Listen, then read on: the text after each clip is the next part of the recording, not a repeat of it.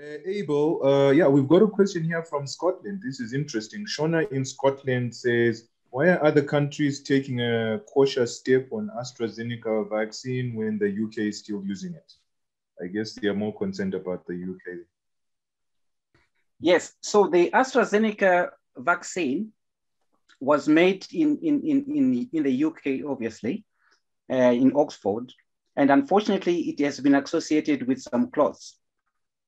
Now, initially, we were not sure whether it was actually the vaccine causing it, but I think by the 7th of April, even in the UK, they admitted that there was an association.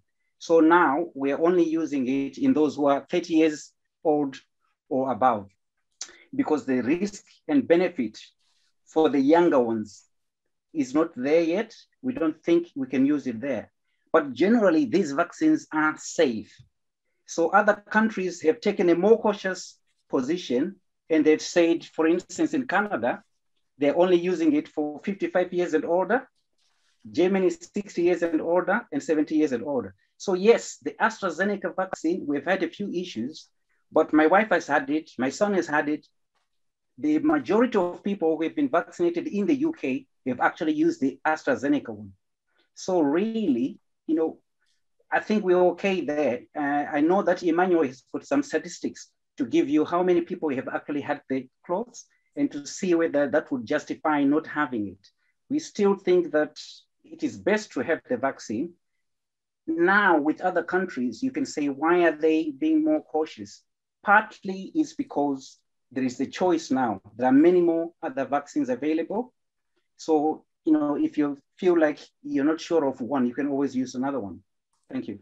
Okay, thank you. Yeah, so Emmanuel, maybe you can add on this. Apparently you have some statistics for us. Yeah, I think this is an interesting area because the figures are still changing. I think originally when we were preparing for this, the figures we had were for the 7th of April. But this morning I was looking at it, there's figures that came out on the 21st of April. Essentially, out of 22 million people that were vaccinated in the UK using the AstraZeneca vaccine, 209 cases of these clots were reported and 41 deaths that are possibly linked to it. Putting this into perspective, it means that 9 out of every million people who were vaccinated had the clots, and 2 out of every million people died. And the context of that is when you compare, say, to women taking the contraceptive pill, 500 in a million women each year get a blood clot from taking the combined contraceptive vaccine, combined contraceptive pill, and 1,000 people in a million who take flights develop a blood clot from flying. So it's essentially, when you compare it, 9 in a million compared to 500, we don't worry about the women taking, well, at least it's not people don't refuse to take the contraceptive pill on that basis. So on that, I would argue that I think, like the authorities here are saying, it's a small or vanishingly rare occurrence that the risk of not taking the vaccine is greater than I mean, we can safely say you can take the vaccine. And I think not to minimize the clots, we also need to highlight that if you do develop the clots, you need to report to your medical people fairly quickly. And I'll just highlight what the symptoms are. Shortness of breath is one of them, chest pain, leg swelling, persistent abdominal pain, or even persistent headaches that can be quite severe. So if you develop any of these, it's essential that you, well, immediately after you've had the vaccine, it's essential that you let your doctor know. Thank you. Yeah, thank you. Of course, pharmacovigilance is one of the big issues in Southern Africa. So, maybe the regulators will comment on that. And it also appears that adenovirus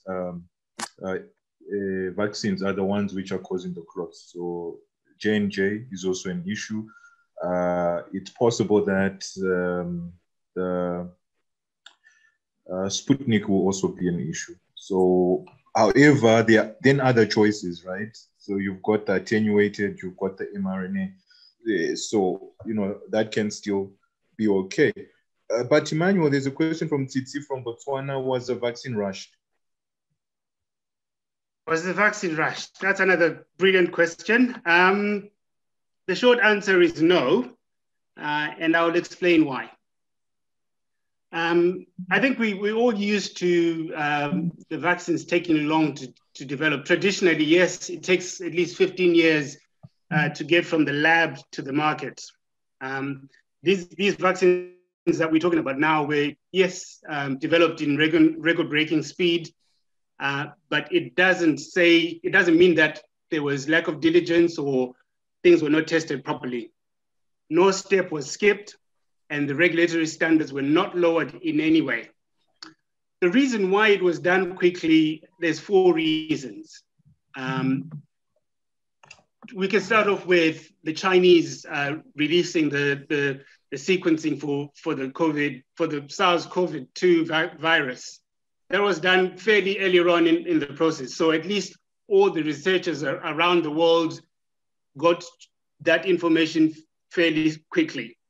The second reason is new technologies. We've talked about the mRNA vaccine technology. It's a fairly recent technology, but it's been worked on previously, and it's facilitated the rapid development of the vaccines, and even the old technologies as well, which we've just basically managed to pivot to address this problem that we have. The third reason also is financial and regulatory support. Money was poured into researching the vaccines and the general treatment for COVID. And I'm aware that a lot of the regulatory authorities literally canceled all other work that they were doing so that they could pay attention to all the work that was coming in from the COVID research. So often the delays that we experience when we're developing a product is not necessarily that it takes that long for it to come through the system. It takes that long to come through the system because there's other products that are being assessed at the same time. So in this case, if everything else was dropped and focus was on COVID, it can explain why things that would normally get told by the regulators, it would take you 3 months for it to get through, it could be processed fairly quickly because that's what they're there to do specifically. And then, yeah, obviously, I also touched on loads of money was poured into it from central governments, from the private sector, from philanthropy. I think I've got a statistic here that says as of the 21st of April, 2021, out of an initial commitment or budget of $34 billion, $14.1 billion had been raised as of last week. And then also the fourth factor was that because this disease was affecting the whole world, there was a large pool of available people to take part in clinical trials. So it wasn't like you'd struggle to find participants for clinical trials. So to sum it up, 4 reasons: new technology, collaboration, funding and regulatory support, and a large pool of trial participants. That's why it was done quickly. It wasn't because people were cutting corners or anything of that description. Okay, thank you. I guess the fifth one is the fact that this is SARS-CoV-2, like Simisiwe highlighted. So SARS-CoV-1 in 2005 really got people already working on that. It just didn't spread to the world because the Americans had a pandemic system, surveillance system. So yeah, I think very interesting there. I'm going to ask Dr. Chifundo Mosokela, and then I'll hand over to my co-moderator, Dr. Chinyanganya, and then I'll come back.